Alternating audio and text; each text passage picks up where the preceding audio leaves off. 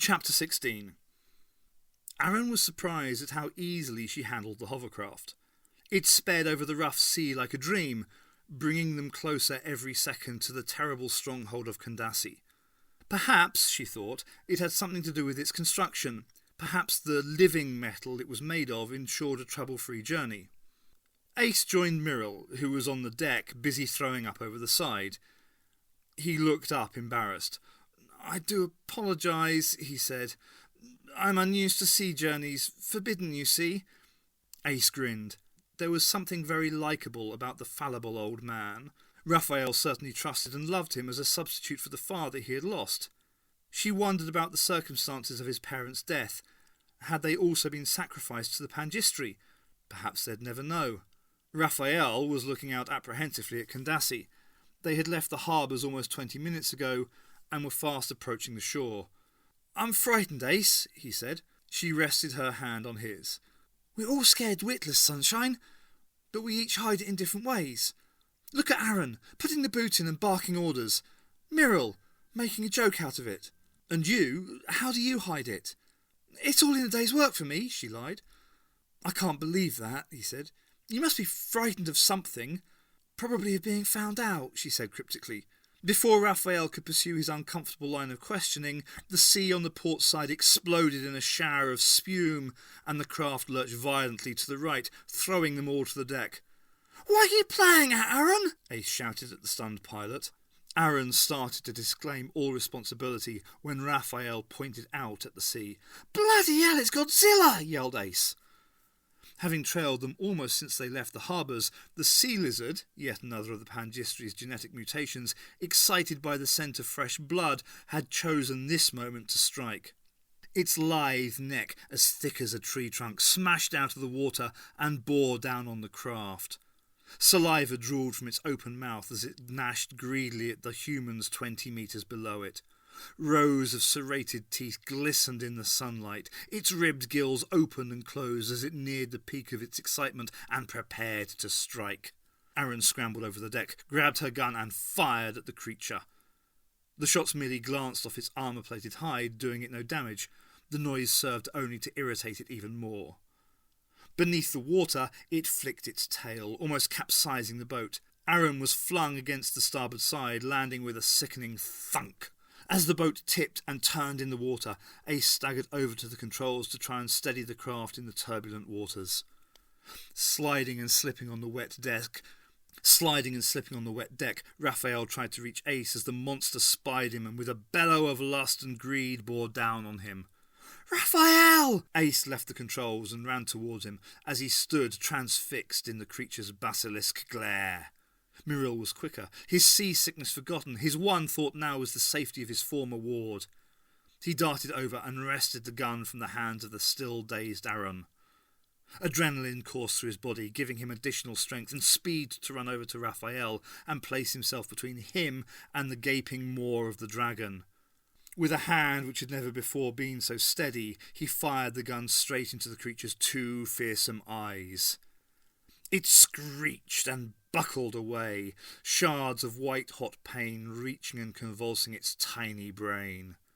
For a second it dived beneath the water, thrashing about in its agony. Then it shot out of the sea again, and in literally blind fury it bore down once more on the boat.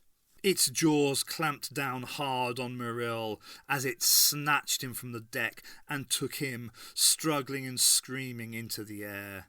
The gun fell from his grasp into the sea. Ace and Raphael watched in helpless horror as the creature dragged the still struggling, bloody form of Muriel away from the ship.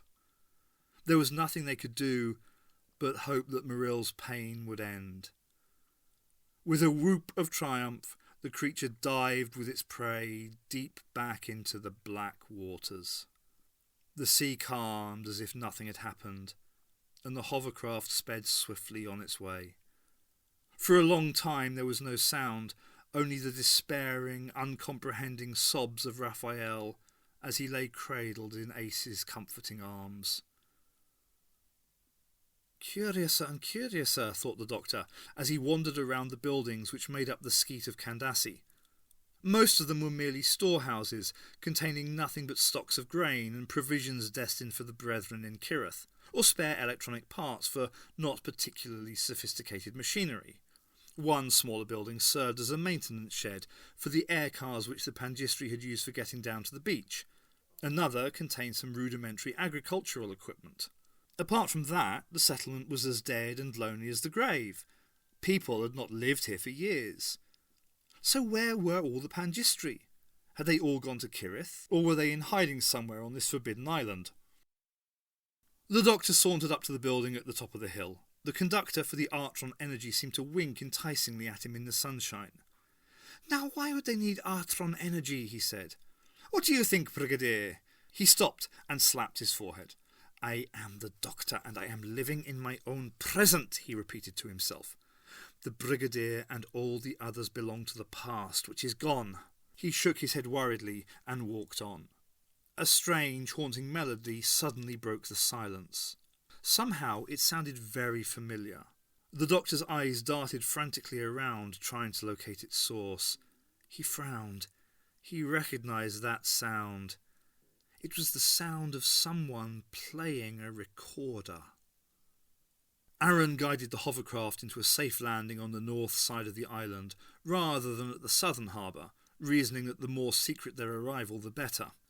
Her navigation past the sharp needle rocks on that side of the island surprised even herself. She again wondered just what help she might have had from the living metal from which the boat was supposedly constructed. The outlying buildings of the skeet lay only an hour's walk away. As they disembarked, Raphael looked disconsolately out at sea, the last resting place of his old friend. His eyes were raw and red with crying, as he remembered all the slights he had made Maril, and all the things that had been left unsaid. He felt a cold, clammy hand on his shoulder. "He was a brave man, Raphael," Aaron said kindly. "He raised you well, but there is nothing we can do for him now. It feels heartless just leaving him out there."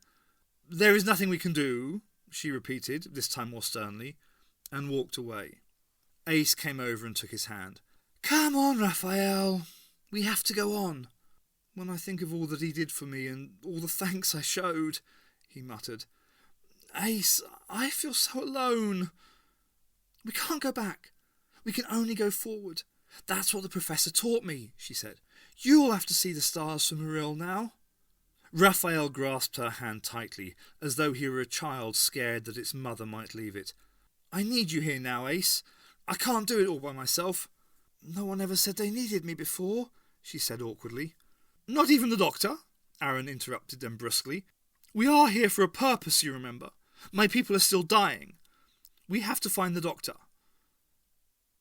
"Well, you certainly took your time in getting here, old chap." The doctor stared in amazement at the ghost-like figure of the scruffy little man who was sitting cross-legged on the ground, looking for all the world like a mischievous pixie. "What are you doing here?" the doctor spluttered.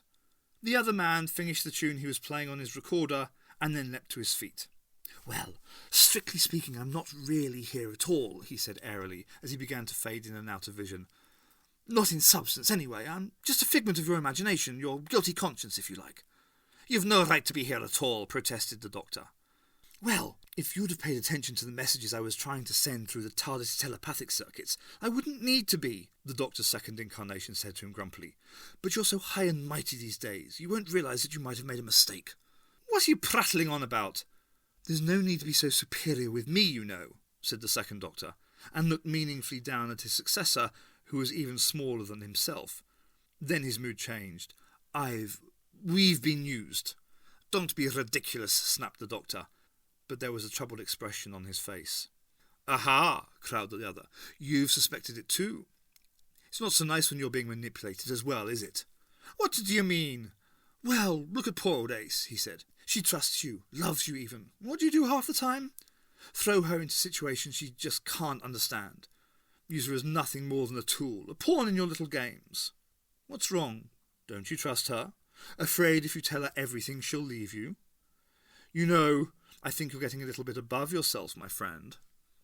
The doctor winced uncomfortably under the accusation. His previous self continued. "Now, listen closely, because I don't have much time. You think you understand what's going on in Kirith, don't you? But you don't know the half of it. There's a greater evil afoot than even you realise. And we're responsible for it. Remember after we first regenerated? We were at our weakest then. We became infected, if you like. The Doctor's eyes narrowed as he listened. The TARDIS landed on a planet.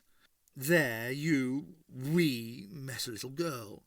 Do you remember her? Lovely sweet child, the apple of her parents' eyes. Her name was Lilith.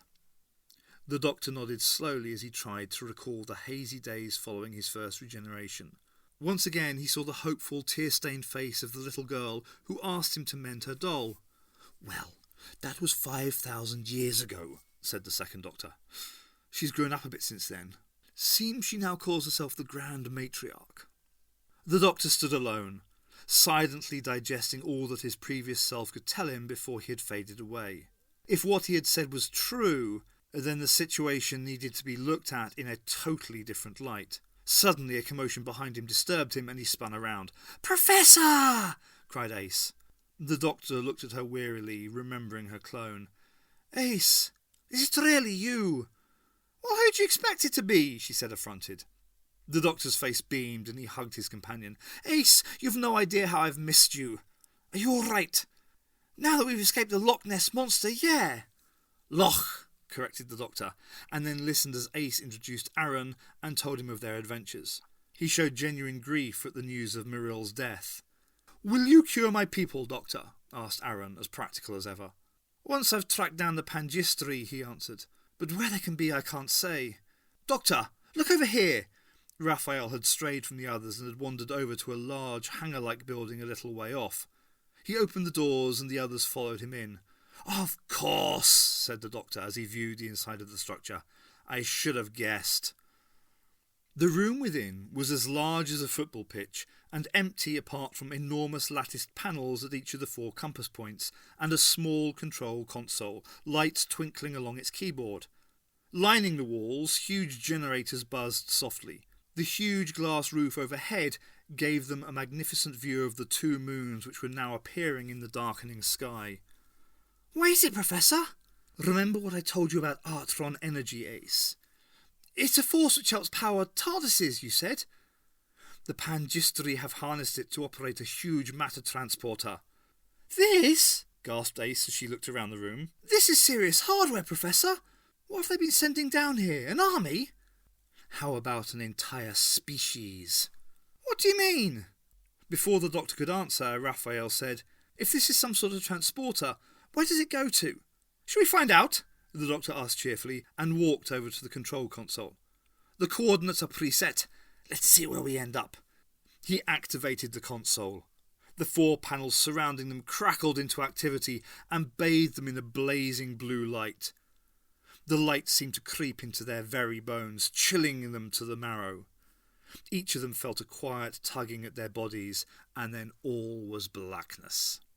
In a half instant they had all blinked out of existence. The Doctor rubbed his eyes in an attempt to clear his head. At his feet, Ace, Raphael and Aaron lay unconscious. He bent down to shake them awake. Ace was the first to come to. "Leave me alone," she groaned as the Doctor helped her to her feet. "I feel like the morning after at Greenford Disco." "Not the most pleasant way to travel," agreed the Doctor, and looked to Raphael and Aaron, who were also sitting up. "Where are we, Doctor?" asked Aaron. The Doctor looked about knowingly, taking in his surroundings. "The home of the Pangistri," he replied. They were in a room similar to the one they had just left, the only difference being that one wall was, in truth, one vast window. Well, well, well, now it's all starting to make a lot more sense. He pointed out through the panoramic window at the steady, brilliant stars suspended in the vast blackness of space. Down below, 300,000 miles away, the planet Kirith spun peacefully on its axis.